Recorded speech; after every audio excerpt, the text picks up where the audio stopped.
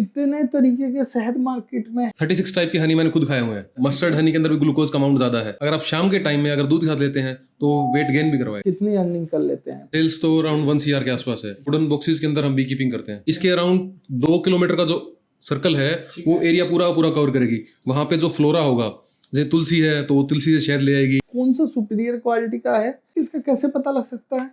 Hey everyone, आज हम फिर से आपके लिए लेके आ गए हैं कोई नया podcast. Is your honey pure? ये सवाल सबके दिमाग में आता है जब भी हम हनी घर पे लेके आते हैं। इस सवाल को खत्म करने के लिए आज हमारे साथ जो पॉडकास्ट में आ रहे हैं वो जगदेव ऑर्गेनिक्स के founder and founder mister Vishal and को फाउंडर मिस्टर अंकुर आज हमारे साथ यहाँ पे होंगे। जगदेव ऑर्गेनिक्स की तीसरी पीढ़ी हनी के बिजनेस में है। हनी के साथ वो 30 सालों से भी ज़्यादा से जुड़े हुए हैं। आपने हनी की आज तक कितनी वैरायटीज खाई है? एक ही तरह की खाई हो? ज़्यादा से ज़्यादा दूर। जब विशाल जी और कुछ से मेरी बात हुई तो पता लगा उन्होंने खुद की 36 तरह की वैरायटी तो खाई हुई है और वो खुद 20 तरह की वैरायटी सेल कर रहे हैं। आज उनका पॉडकास्ट देखिए आप ये जानेंगे कि एक्चुअल में हनी होती कितनी तरह की है, क्या क्या उसके फ़ायदे होते हैं और तरह तरह की इतनी सारी चीज़ें जो शायद आपने कभी सुनी नहीं हो। अच्छा, एक जिस्ट के लिए आपको बता दूं कि हनी बीज की आपस में लड़ाई भी होती है। हाई जानते हैं पॉडकास्ट में कि क्या है वो सब। Let's start.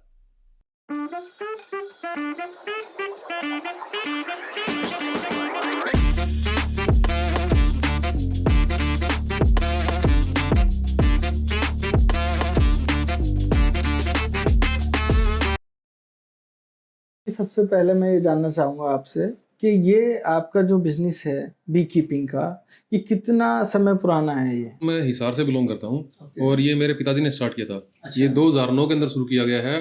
तो हम क्या करते हैं, इसके अंदर हमारे पास वुडन बॉक्सेस होते हैं। तो वुडन बॉक्सेस के अंदर हम बी कीपिंग करते हैं। बी कीपिंग अलग अलग टाइप्स भी होते हैं, जैसे जो छत्ते सीधे पेड़ों पे लगते हैं, पहाड़ी के भी एक जो बॉक्सेस में आप रख सकते हैं, या फिर जो देसी मक्खी होती है छोटी। ये जो शहद का टेस्ट होता है तो वो टेस्ट कैसे चेंज हो जाता है? उसके पीछे क्या रीजन है मेन? इनकी सिर्फ मधुमक्खियों की सिर्फ 2 रिक्वायरमेंट है। पहली रिक्वायरमेंट पानी है, दूसरा फूल। जिस जगह पे हमारे पास पानी और फूल होगा वहां पे बीज आराम से रह सकती हैं।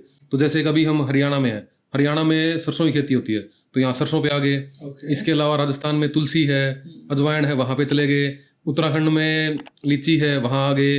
कश्मीर के अंदर अकेशिया है, वहां चले गए। तो हमें टाइम टू टाइम ट्रैवल करना पड़ता है और अलग अलग टाइम पे अलग अलग फूल हैं। तो जिस जगह जहाँ पे ज़्यादा फूल ज़्यादा हो और पानी की अवेलेबिलिटी हो। ये कब प्रैक्टिस में आया कि इस तरीके से इनकी बी कीपिंग की खेती हो सकती है और उससे शहद हम कलेक्ट कर सकते हैं? सर ये सबसे पहले तो हम सिर्फ जो पेड़ों पे लगता है शहद, छत्ते से तोड़ के वो खाते थे। ठीक है। और इसके अंदर क्या किया गया कि बी कीपिंग जो इसके अंदर होता है, जो फ्रेम्स है वुडन फ्रेम्स के अंदर, तो साइंटिस्ट के अंदर उन्होंने वो एक्वायर किया कि कैसे कैसे कर सकते हैं। तो इन बीज के अंदर एक एपिस मेलिफेरा बीज होती है।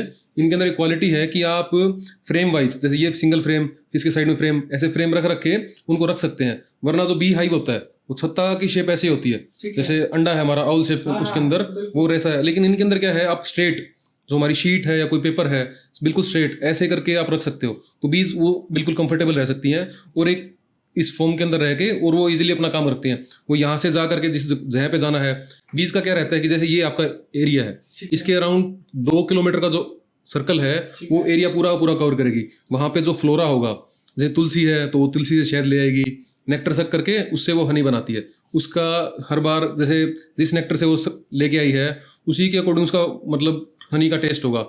टेस्ट वैसा रहेगा, उसकी प्रॉपर्टीज वैसी रहेंगी, उसका यूसेज भी वैसा रहेगा, वैसे चीजें रहती है। सारा कितने तरीके के शहद मार्केट में हैं और उनके क्या क्या बेनिफिट्स होते हैं? सर आप जैसे अभी आप देखते हैं कि हनी अपने इंडिया में कितने सारे ट्रीज हैं, कितने सारे फ्लावर हैं, तो फ्लोरा इतना ज्यादा है तो हम सभी का जितना जहाँ जहाँ निकलता है वो हम निकाल ही नहीं पाते। फॉरेस्ट में आप कहाँ जा सकते हो? अभी जैसे हमारे पास है, अब हमारे पास 20 अलग अलग फ्लावर्स के हनी है और हमसे ज्यादा वाले भी हैं। तो आप ये तो मतलब मैंने जहाँ तक देखा था 36 टाइप के हनी मैंने खुद खाए हुए हैं और वो अलग अलग लोकेशंस पे आते रहते हैं। हाँ, 36 टाइप के मैंने अभी खाए हुए हैं और फॉरेन के रह गए वो अलग। इंडिया में अराउंड 36 टाइप्स के हैं, इसके अलावा जो बाहर के रह गए वो अलग है। बस इससे आप कितनी अर्निंग कर लेते हैं पर एनम?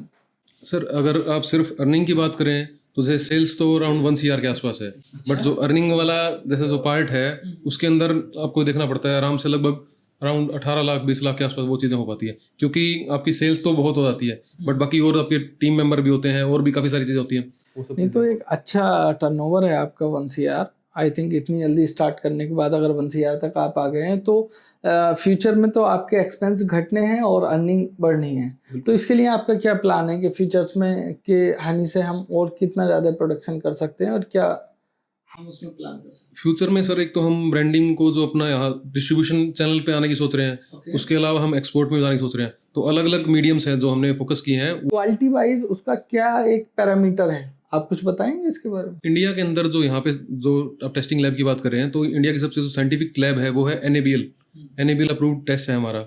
इसके अलावा जैसे हमारे पास जो B2B काम हम करते हैं, तो उसमें जो सामने वाली जो फर्स्ट पार्टी है उनको जैसी रिक्वायरमेंट रहे तो उसके अकॉर्डिंग भी हम वो चीज़ें करते हैं कि उन्हें ये टेस्ट पर्टिकुलर चाहिए। इस मतलब जैसे ग्लूकोज का टेस्ट है, फ्रक्टोज का टेस्ट है, हनी हीटिंग का टेस्ट है, पोलन कितना है, तो उसमें हनी के अंदर और भी बहुत सारी चीज़ें होती हैं।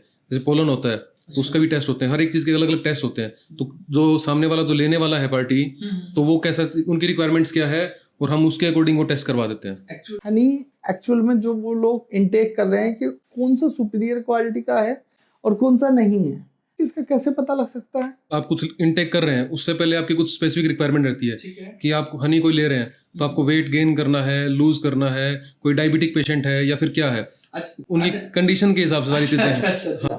विशाल जी, हमें तो आज तक हनी का यही बेनिफिट पता थे कि वेट लूज करने के लिए यूज होता है, वेट गेन करने में भी यूज होता है। जैसे जो यूकलिप्टस हनी है, उसमें जो है ग्लूकोज का अमाउंट काफी ज्यादा है। मस्टर्ड हनी के अंदर भी ग्लूकोज का अमाउंट ज्यादा है। तो वो अगर आप शाम के टाइम पे, आप टाइमिंग भी डिपेंड करती है कि आप सुबह के टाइम ले रहे हैं, शाम के टाइम ले रहे हैं, आप किसके साथ ले रहे हैं। अगर आप पानी के साथ ले रहे हैं तो उसका रिएक्शन अलग होगा, अगर आप दूध के साथ ले रहे हैं तो उसका अलग होगा।